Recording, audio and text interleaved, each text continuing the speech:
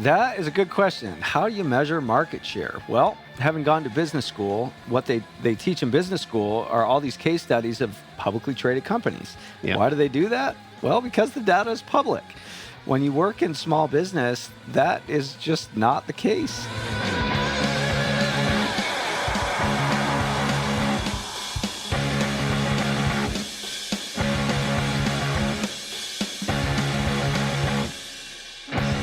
Hello and welcome to Make It, Move It, Sell It. On this podcast, I talk with company leaders about how they're modernizing the business of making, moving, and selling products. And of course, having fun along the way. I'm your host, Adam Honig, the CEO of Spiro.ai. We make amazing AI software for companies in the supply chain, but we're not talking about that today. Instead, today, we're talking with Jake Menthai, the president of Aster Brands, which is a manufacturer of business opportunities for concrete producers globally. Jake, I can't wait to get into that. So welcome to the podcast. Thank you. It's great to be here. Yeah, so tell us a little bit about Aster Brands. What does that mean? You're the manufacturer of business opportunities. Well, let's zoom out just a hair, because Aster Brands is kind of a weird. What is an Aster? It's a weird word, right?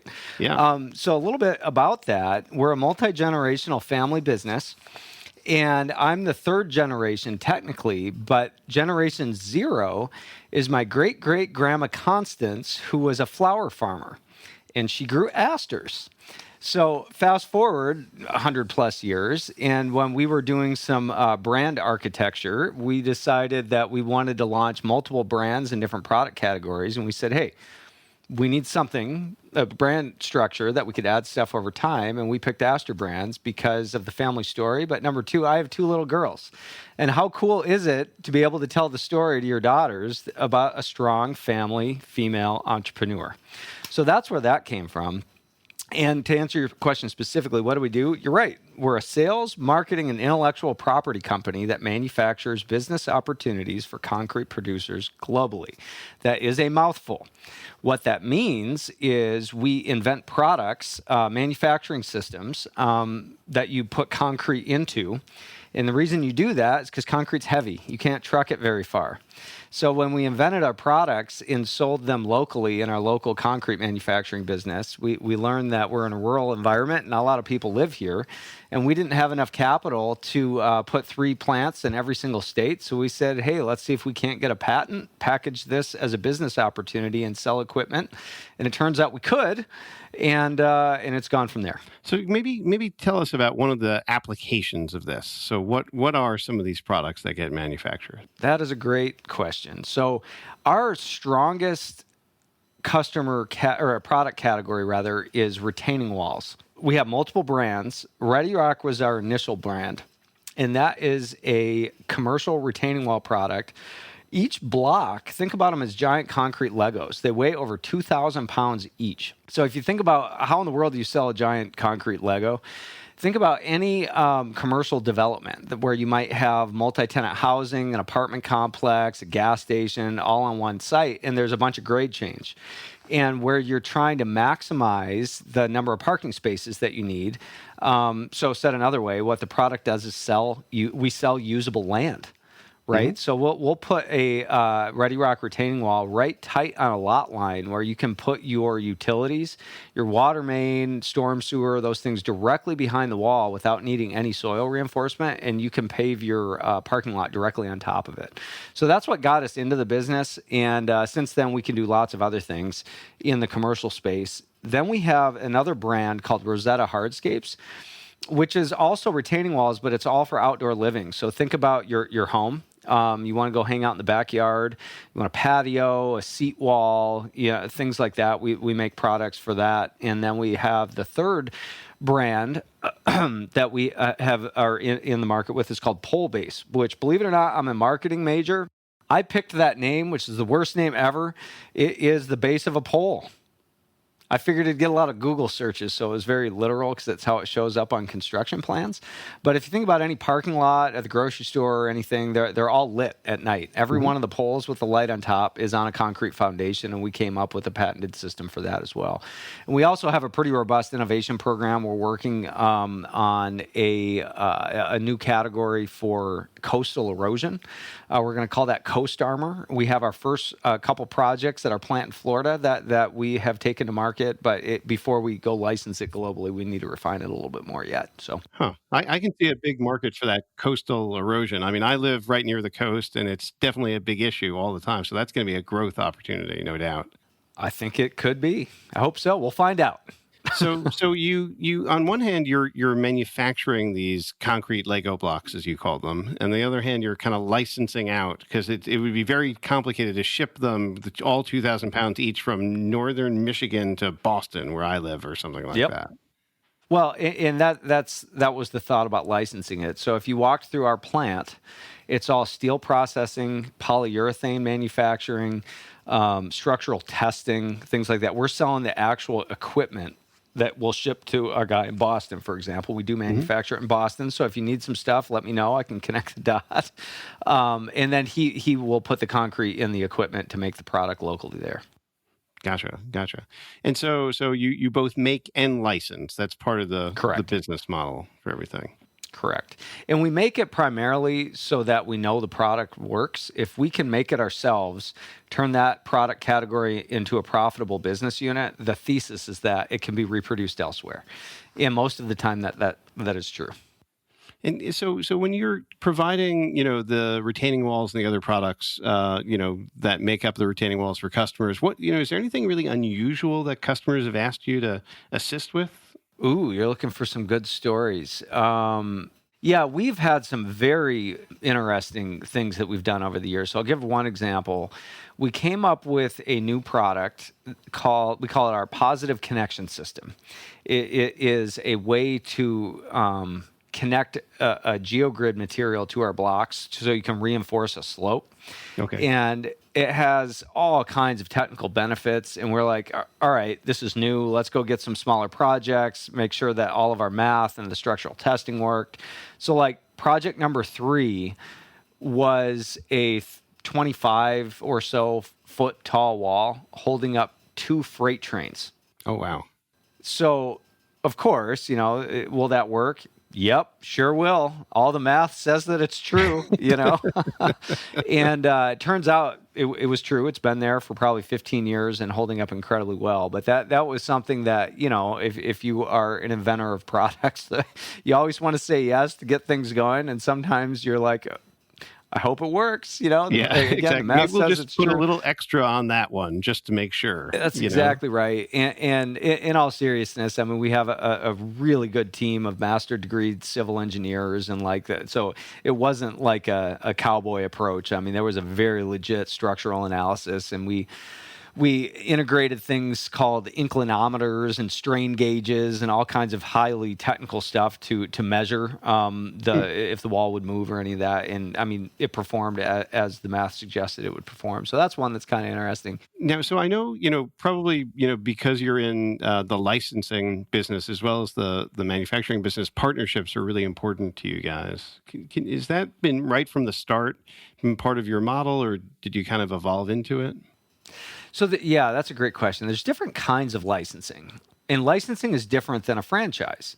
So I always like to say, I mean, if you were to go buy a restaurant chain franchise, your agreement will probably be 300 to 500 pages long. Licensing can be that too, but it doesn't have to be. Ours is like 5 to 10 pages long, depending on what flavor you're buying. So there's less rules, but we're not licensing like a patent. And then letting somebody else use that and sell it and so on and so forth. We have all the IP, but we're actually selling a territory along with the manufacturing equipment. And the ongoing license fee is to protect that territory. So we won't set up another manufacturer in X number of counties, or you can think of it as a radius. That's largely dependent on how far you can economically freight concrete materials. Yeah. That I bring that up to answer the question and talk about partnership, because That's how that system works. But we're also selling capital equipment. So in our agreements, renew from time to time. So you can't have a guy that'll spend, $3 to $15 million in equipment over time and just say, oh, we don't like you anymore. Let's go away. Yeah. Yeah. So we oftentimes say our agreements are not that unlike a marriage, and that they're designed to be long term. And like any good marriage, they ebb and flow. There's good times and bad times, but we really do aspire. We're people. We make mistakes all the time, but we really try to do four things, and we try to do them really well. The first thing is we try to set up new accounts. So we have 200 customers in 30 plus countries right now. We're growing. But what we've learned is that if we don't do the second thing well, which is grow market share, it makes it really hard to set up the next new customer, right? So the second piece is the biggest part of our company, we call it the customer engagement team. This is a team that does technical project support. We work really hard to make our customers' phones ring. So we have a robust inbound marketing program to generate project level leads. And then we have the technical support. So we do thousands and thousands of technical support calls where we have a team of, again, civil engineers on staff that will help with that. And that grows the market over time. We do similar things with landscape products. Well, guess what happens? When their market grows and they're successful and they're profitable, it not only makes it easier to set up the next new customer, but it also creates a demand or a question, what's next? Right. So we created an innovation program. And we're constantly working on new product categories and making the existing product categories better and so on and so forth. But we can only do those three things well if we're a great place to work, right? So we spend a lot of energy on just being a great employer, working on culture, in building that culture around a purpose, a strong set of values, and really clear 10-year, 3-year, 1-year, and 90-day targets. We work really hard in that space to make sure that our team knows exactly what they're supposed to be doing, how it lines up with a long-term plan, and how that helps our customers. Yeah, I definitely want to talk about that, the purpose and how it relates to the organization. But I want to kind of go back to working with partner customers again. So you talked about wanting to improve market share. How are you measuring that? It seems like it must be really hard to know that. That is a good question. How do you measure market share? Well, having gone to business school, what they teach in business school are all these case studies of publicly traded companies. Yeah. Why do they do that? Well, because the data is public. When you work in small business, that is just not the case, right? So like when we're not measuring market share in terms of what percentage of this category do we have. We look at it on how much square feet of product are we moving every year, and is it growing? And then anecdotally, I mean, of course, we know all of our competitors and we follow that. And we oftentimes just look at simple things like how many employees do they have on their website versus us? I mean, it's like pretty primitive stuff on that level. But I can tell you when you look at that versus some of our competitors, it's just a lot more. Yeah. So, and are you doing that for your customers as well? Because part of the goal was to help them create market share, as I understand it, as well. Is this something that you're working with them on, or they already have their own process for it? Or so what we do in that space is we have a pretty robust per account program where we're measuring through Spiro, of all things, that we're integrating into our program specifically, where we're measuring, how many projects, how many contractors, how many civil engineers per account, per geography, and then we're just constantly working to grow that. Yeah. So that's how we do that specifically. But again, I mean, to your point, it is very hard in the small business environment to say, yes, we have 37.3% market share. I don't know how to do that. We just do it based on improvement and the things that we can see. Yeah, as long as it's more tomorrow than it was today, we're going in the right direction. That's kind of the exactly philosophy right. here. Yeah. Yep. Okay. Yeah. No, Well that said. makes a lot of sense to me. So jumping back into the purpose a little bit more, you guys strike me as a very purpose-oriented company. Is that something that's been also passed down through the generations, or how did that evolve? We are, again, a multi-generational family business. And just a quick thing, my aunt has spent probably the last 20 plus years putting together a family history. And for Christmas 2023, she gave all of us a 400-page book of the family history. All right. So like having grown up in my family, all you hear is the urban legend, right? So she went back like in the 80s and interviewed my grandpa and her brother on a tape recorder, and she converted that into the stories. So I'm about 2/3 through the book, and I'm getting to read, my grandpa and his brother, the founders, in their own words, the stories. And I can tell you, they aren't exactly the same as the urban legends, which has been kind of fun. But our family has a very strong, long-term, faith-based purpose. So they teach in business school again, and most people listening to this, I'm sure, have heard this. I mean, they teach that the purpose of business is to maximize shareholder value, right? Sure. Yeah. I think they give that to you on a laminated card when you go in on the first day, actually. Like day one, right? That's what they Yeah. teach. Well, I went through that environment and I probably thought that was true for a long time. But the older that I get, the more I'm just like, that is the worst possible thing you could ever teach business school students. Like that's like saying the purpose of a human being is to breathe. Well, like we're all sitting here on the phone, everybody listening, they're breathing every day. If my sole purpose is to breathe, that's not very compelling. Yeah. Well, in business, of course you need to make profit. That's like oxygen, right? But it's being just slowly, the older that I get, I'm just like, man, just straight up financial targets. I mean, although they're fun, they're less compelling. So we came up with a purpose statement that is to change the world in a concrete way. And that's obviously a play on words. I mean, Yep. we're selling business opportunity in the concrete product space, but we can tell stories based on how we physically changed infrastructure around the globe with our Ready Rock brand. That's kind of fun. Or Rosetta, we're actively selling families the opportunity to spend time together in their backyards. Sure. That's kind of cool. But if you peel the onion back a little bit further, the purpose, what keeps us growing, investing, creating jobs, is so we can help change lives in a concrete way.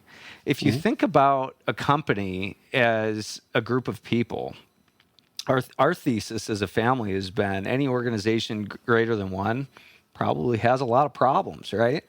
Well, what we didn't talk about is Aster Brands is one of 5 business units. When you look at our portfolio or our enterprise, we have over 450 employees now.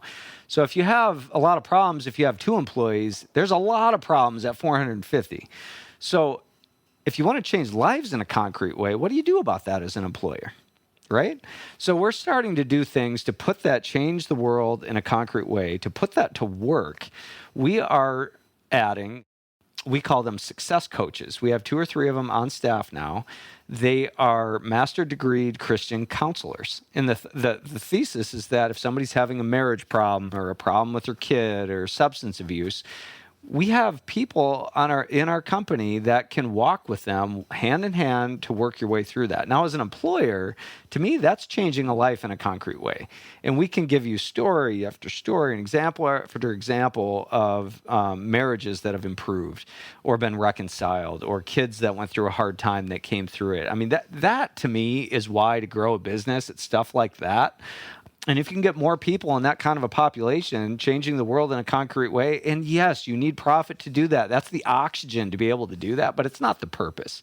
So another thing that we're doing right now as well is we made a deal with our health insurance provider as well as a local healthcare provider that wanted to grow. And we have a bigger office building than what we need. So we converted one of the suites into a medical office. So now we offer on-demand healthcare for our employees. So it's things like that. They cost money. They're not the cheapest thing to do. But when you look at that, like it's materially improving the lives of the people that work here. And what's interesting is everybody has a hard time attracting and retaining people. Yeah, It's kind I of was like just gonna get to self-fulfilling that, prophecy, right? Like the more we go down that path, the easier it gets to attract people and retain people and things like that. So it seems to be working for us. I mean, there's nothing wrong with I guess on one hand, the purpose of business being to maximize shareholder value, but I don't know. I mean, I don't need a better house. I have a good house. I'd rather invest in people, make a Well, difference. I think the question for me is always maximize shareholder value at what point in time, right? Because we could be trying to maximize it for today. We could be trying to maximize it for your grandkids, right? Exactly. And that's, you have two very different strategies depending Hmm. upon one point in time. And if your point in time is essentially just the horizon, then then that's kind of what the purpose is to Sure. always be maximizing it. And so Nothing wrong with that. And business has to grow. I mean, they also teach that if you're not growing, you're dying. I'm super pro growth. I mean, we've grown a lot. It's just, I don't know. It's the why. Why yeah. do it? Let's talk a little bit more about hiring, though, because on this podcast, we get a lot of people who say that it's a very challenging environment to hire. And so would you say that this sort of approach has been helping with that? It helps in Aster Brands tremendously with turnover. We have a 3% turnover rate, Okay. which I think is pretty strong. I think that's very low. Yeah. Yeah, it also helps attracting talent for sure. And our business is such that we have customers all over. So as time goes on, we're more and more remote. I mean, we have employees in Europe and scattered all over North America, and we have a plant in Florida, and we have the Northern Michigan locations, and so on and so forth. So the benefit to that is our job growth isn't always limited to geography. And at the same time, it just so happens as recently as yesterday, I went to my executive peer group. I'm a Vistage member. Hmm. And the speaker was the author of the book, How to Win the Talent War, or Okay. Winning the Talent War, or something like that. And what I learned is that America, on a macro level, is 8 million jobs short right now. And so I think that a growth area for us is getting better at telling the story that I just told, because I think we can better build our pipeline. Because right now, I mean, this wasn't the case 3 years ago, but right now it's hard to get the candidates. Once we get them in, they don't leave. Yeah, no, we had a recent guest on the podcast was the chief economist of the National Association of Manufacturers, and he said Yeah. just manufacturing alone is short 2 million jobs. I believe it. I know that there's been a lot of efforts to like raise the excitement about the industry to try to get younger folks involved. So it's, getting them in the door. That's often the challenge. I also think it's a business opportunity. So for us, we put some metrics on these things, Okay. and the metrics are innovation metrics. So every single company in our network has this problem. I've interviewed them myself. You ask them, what's your biggest problem? Attracting and Hiring, retaining right. talent. Okay, if you zoom out and think about that a little bit, it's like, okay, what are they really saying? It's saying they're saying that getting more people in are hard. So how do you get a higher return on the people that you have? Well, that's an automation opportunity. So we've looked at all of our new products and put metrics per product on, okay, how do you get a higher revenue per man hour? And let's look at that metric and design that into the manufacturing process. We've also looked at things like revenue per square foot of floor space. Because the other thing that's happening is that it is incredibly costly to add building space square footage right now. Yeah. And so we think about it now in cubic feet, not in square feet. We try to make everything vertical. So like we're looking at every one of these problems creates a business opportunity for those that are looking to grow. So we see a lot of upside in some of these shortages. Yeah, I'm hearing a lot of obstacle is the way kind of philosophy coming out. I don't know if you're familiar with that book. Very I'm not, but meaningful it for sounds me. amazing. I'm going to Yeah, Google no, it right it's now. an amazing book. I wish I could remember the name of the author right off the top of my head, but it's sort of about the Stoic philosophy and about how every challenge is actually presenting you with an opportunity to get better or improve. It's awesome. I'll buy it and read it. Thank you. We'll put it in the show notes, I'm sure, for people who are interested in it. But hey, Jake, this has been awesome. It's so great to have you on the podcast, learning about your philosophy and the business and the types of products that you guys are making. Really very impressed with the way that you're super thoughtful about all this stuff. Actually, there's one more question I'd love to get to. I kind of forgot about it earlier, but I asked you whether sort of the purpose of the business evolved or whether it started with later generations. I'm super curious how the evolution of that. Somebody who works in startups, it's like starting a company is like a tooth and nail fight to get to something. And I wonder when you get bigger, whether that's when you layer in more purpose, whether your ancestors kind of layered it right in from the beginning. It's been there since the beginning. We've wordsmithed it a lot, but if you go back to my grandpa and his brother, their one-liner is, man thinks and the Lord leads. So everything they did, it was, okay, let's figure out how to give back out of the success if we're fortunate enough to be successful. and they looked at their taxable income every year and gave 20% of it away every year. I mean, that was right since day one. Wow. And which is a big number. That number has ebbed and flowed, over the years. But we call them Gen 2, my dad's generation. A big part of their purpose as well was being philanthropic. They got very involved in different faith-based ministries and humanitarian organizations overseas, and have done all kinds of interesting work. And in our generation, what is emerging, like our application of that, is more how do we invest in our local community with the employee population that we have right in front of us? Because we spend 80% of our time at work, right? So it seems like that's a great opportunity in and of itself. So every generation has applied the principles a little bit differently, which is neat, but the heart and the spirit of it was there since the beginning. Yeah, that's great to hear. And it's definitely very inspirational, I think, for a lot of people to see how you can kind of bring that through the generations in the business. So. Well, I forget who said this. It was unfortunately, probably a politician, but the only reason we're able to do what we do is because of those that came before us, right? You stand on the shoulders of giants, so to speak. And the piece that I like to say on that, and when my dad stepped into retirement, what I told him is, don't expect me to do what you did, but you can't expect that we'll pick up where you left off. Yep. Right. So it looks a little bit different, but the values and the principles, I think, are really important to maintain, to honor, and to grow. Right on.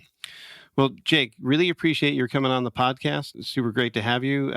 Just as a reminder for listeners out there, every episode of the Make It, Move It, Sell It podcast is available at spiro.ai/podcast or wherever you get your podcasts. And Jake, do you think we should tell people to give us a high rating for this episode? Oh, man, I think this is the best episode that has come through. I think so too. So the best so far. We'll see what happens next. But the future is bright. The future is bright, Adam. Keep doing it. Thanks for everybody for tuning in, and we look forward to talking to you on the next episode. Thanks, Adam.